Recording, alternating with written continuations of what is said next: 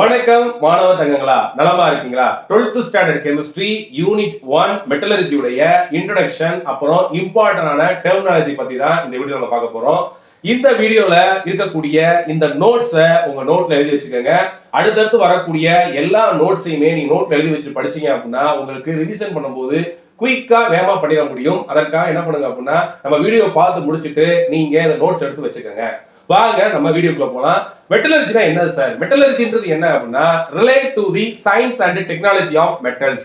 ஒரு மெட்டலை குறித்த அதுக்குரிய சயின்ஸ் டெக்னாலஜி, அதாவது அறிவியல் தொழில்நுட்பத்தை பத்தி படிக்கக்கூடியதான் மெட்டலர்ஜி அப்படின்றாங்க. நம்ம சின்ன பிள்ளைல இருந்து படிச்சுட்டு இருக்கோம். What is metal? மெட்டல்னா என்ன? மெட்டலுடைய கேரக்டர் என்ன? மெட்டல் எப்படி இருக்கும்? ஹார்டா இருக்கும். Good conductor of heat and electricity. அப்புறம் ductility, malleability, lustrous, shining surface தான் லஸ்டரஸ் அப்படின்னு சொல்லுவாங்க. சோ இந்த மாதிரி கேரக்டர்லாம் இருந்துச்சு அப்படின்னா அதை மெட்டல் சொல்லுவோம். நேச்சர்ல வந்து பாத்தீங்க அப்படின்னா மெட்டல் ரெண்டு விதமா இருக்கும். ஒன்னு வந்து நேட்டிவ் மெட்டல், அதாவது வந்து ரியாக்டிவ் மெட்டல் அப்படின்வாங்க. நேட்டிவ் மெட்டல் என்ன சார் அப்படின்னா லீஸ்ட் ரியாக்டிவ் மெட்டல் அப்படின்வாங்க. இது மோஸ்ட் ஆஃப் த மெட்டல்ஸ் வந்து பாத்தீங்கன்னா எலமெண்டல் ஸ்டேட்ல இருக்கும், அதாவது தனித்த நிலையில இருக்கும், எதனுடையும் கம்பைண்ட் ஆகாது. ரியாக்டிவ் மெட்டல்ன்றது மோஸ்ட் ரியாக்டிவா இருக்கும். இது கம்பைன்ட் ஸ்டேட்ல இருக்கும். ஆக்சிஜனோடயோ சல்பரோட ரியாக்ட் ஆகி சல்பைடாவோ ஆக்சைடாவோ கம்பைன் பண்ணி இருக்கும். அதை வந்து ரியாக்டிவ் மெட்டல் சொல்லுவாங்க. இந்த நேட்டிவ் மெட்டல் வந்து எக்ஸாம்பிள் வந்து பாத்தீங்கன்னா கோல்டு, பிளாட்டினம், சில்வர், காப்பர் இதெல்லாம் மேக்ஸிமம் தனித்த நிலையில இருக்கும். அதனால எலமெண்டல் ஸ்டேட் வந்து கம்பைன்ட் ஸ்டேட் அப்படி பிரிச்சுக்கோ. இந்த இதுல என்ன பார்க்க போறோம் அப்படின்னா மெட்டலர்ஜில இருக்கக்கூடிய இம்பார்ட்டன்ட் டெர்மினாலஜியை படிச்சுக்க போறோம். இதெல்லாம் படிச்சா தான் நம்ம என்ன பேசுறோம், அடுத்தடுத்து என்னென்ன படிக்கிறோம் அப்படின்னு உங்களுக்கு புரியும்.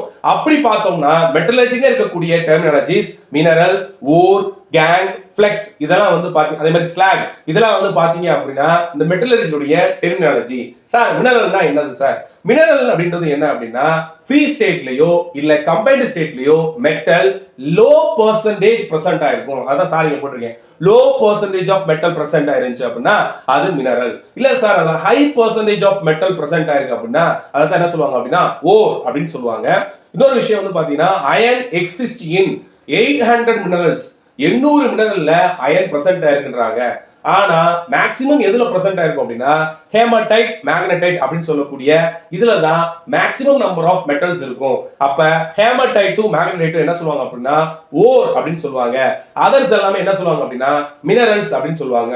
உதாரணத்துக்கு வந்து பாத்தீங்க அப்படின்னா உங்க வீட்டுக்கு வெளியே மணல் இருக்குல்ல, அந்த மணல்ல இருந்து அதை எடுத்தோம் அப்படின்னா அதுலயும் கோல்டு பிரசன்ட் ஆயிருக்கும். அதே மாதிரி தங்க வெட்டி எடுக்கிறாங்க பாத்தீங்களா சுரங்கம், அங்கேயும் கோல்டு இருக்கும். இது ரெண்டுக்கு என்ன வித்தியாசம் அப்படின்னா நம்ம எடுத்த மண்ணில், அதாவது நம்ம வீட்டு பக்கத்துல எடுத்த மண்ணில் கோல்டு ரொம்ப ரொம்ப கம்மியா இருக்கும். உதாரணத்துக்கு நீங்க ஒரு ₹1,00,000 செலவழிச்சு அதை செப்பரேட் பண்ணி எடுத்தீங்க அப்படின்னா உங்களுக்கு 10 ரூபாய்க்கு கோல்டு கிடைக்கும். இதுவே நீங்க அந்த கோல்டு அதிகமா இருக்கிற இடத்துல வந்து எடுத்து வெட்டி எடுத்தீங்க அப்படின்னா நீங்க ₹1,00,000 செலவழிச்சீங்கன்னா 10 லட்சம் ரூபாய் உங்களுக்கு கிடைக்கும். அப்ப ஓர்ன்றது மெட்டல் பெர்சன்டேஜ் அதிகமா இருக்கக்கூடிய ஒரு பொருள். மினரல்ன்றது அதுலயும் மெட்டல் இருக்கும், ஆனா அது லோ பெர்சன்டேஜ் தான் இருக்கும். இதை நீங்க புரிஞ்சுக்கங்க. சோ அதை புரிஞ்சுக்கிற வகையில தான் வந்து பாத்தீங்க அப்படின்னா சார் இங்க டயக்ராம் போட்டிருக்கேன். இந்த டயக்ராம்ல பிளாக் கலர் லைன்ஸ் வந்து பாத்தீங்க அப்படின்னா இம்பியூரிட்டியும், ரெட் கலர் லைன்ஸ் வந்து பாத்தீங்க அப்படின்னா மெட்டலையும் இண்டிகேட் பண்ணுது. இங்க பாருங்க யார் அதிகமா இருக்கா? பிளாக் அதிகமா இருக்கு, மெட்டல் வந்து கம்மியா இருக்கு, ரெட் வந்து கம்மியா இருக்கு. இங்க பாத்தீங்கன்னா ரெட் அதிகமா இருக்கு, பிளாக் கம்மியா இருக்கு. அப்ப நீங்க சொல்லுங்க இது என்னவா இருக்க முடியும்? இது வந்து மினரல், இது வந்து ஓர். அப்ப புரிஞ்சுச்சா உங்களுக்கு? Ore contains high percentage of metal, mineral contains low percentage of metal அப்படின்னு சொல்லலாம். இன்னொரு விஷயம் வந்து என்னன்னா all ores are called mineral but all minerals are not called ore. அதாவது நீங்க எல்லா ஓரையும் மினரல்னு சொல்லிக்கலாம், ஆனா எல்லா மினரலையும் நீங்க ஓர்னு சொல்ல முடியாது. ஏன் அதையும் ஸ்ட்ரெஸ் பண்ணி சார் சொல்றேன் அப்படின்னா first question differentiate ore and mineral தான் நம்ம புக் பேக்ல இருக்கு. அது இம்பார்ட்டன்ட் क्वेश्चंस ரிப்பீட்டா கேட்டுட்டே இருக்காங்க, நம்ம அத அப்புறம் படிச்சுக்கலாம். வாங்க இப்ப ஓர்ல என்ன இருக்கும் அப்படின்னா உங்களுக்கு புரிஞ்சிருக்கும். ஓர்ல மெட்டலும் இருக்கும், இம்பியூரிட்டிஸ் இருக்கும். சார் இம்பியூரிட்டிஸ் என்னது? அந்த மண்ணு, கல்லு, இது தூசி எல்லாம் கலந்து இருக்கிறதா. அந்த இம்பியூரிட்டிஸை எப்படி சொல்லுவாங்க அப்படின்னா கேங் அப்படின்ற ஒரு டெர்மினாலஜில சொல்லுவாங்க.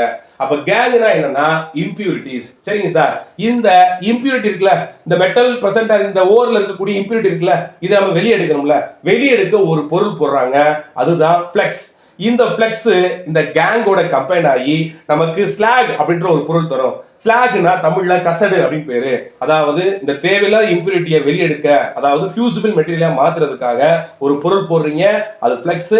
இந்த கேங்கும் ஃபிளக்ஸும் கம்பைன் ஆகி வெளியே வருது பாத்தீங்களா, அதுக்கு பேர் தான் ஸ்லாக். இதை பத்தி டீடைலா நம்ம அடுத்த வீடியோல பார்ப்போம். இப்போ உங்களுக்கு டெர்மினாலஜி தெரியுன்றதுக்காக சார் சொல்றேன். அப்ப இப்ப என்ன தெரிஞ்சுக்கிட்டோம்? ஓர்னா என்ன, மினரல்னா என்ன, கேங்னா என்ன, ஸ்லாக்னா என்ன, அதே மாதிரி வந்து பாத்தீங்க அப்படின்னா ஃபிளக்ஸ்னா என்ன அப்படின்ற விஷயம் தெரிஞ்சிருப்பீங்க. இந்த லெசன்ல என்ன சார் படிக்க போறோம் அப்படின்னா, இந்த ஓர்ல இருந்து எப்படி மெட்டலை தனியா பிரிச்சு எடுக்கிறோம், என்னென்ன ப்ராசஸ் பண்றோம் அப்படின்னு தான் படிக்க போறோம். 3 ஸ்டெப் இருக்கு. ஒன்னு வந்து பாத்தீங்க அப்படின்னா concentration of ore. Second step வந்து பாத்தீங்கன்னா extraction of crude metal. Third one பாத்தீங்க அப்படின்னா ரிஃபைனிங் ஆஃப் க்ரூட் மெட்டல். இது ஒவ்வொருலயும் ஒவ்வொரு மெத்தட் இருக்கு. அது என்னென்னு படிக்கிறது தான் வந்து பாத்தீங்கன்னா இந்த மொத்த லெசனுடைய டாபிக்கே. சரிங்களா? கண்டிப்பா இந்த வீடியோ உங்களுக்கு யூஸ்ஃபுல்லா நினைக்கிறேன். இது உங்க நண்பர்களுக்கு ஷேர் பண்ணுங்க. மறக்காம சேனல் சப்ஸ்கிரைப் பண்ணுங்க. தொடர்ந்து நிறுத்துங்க. மனதங்கங்களா. நன்றி.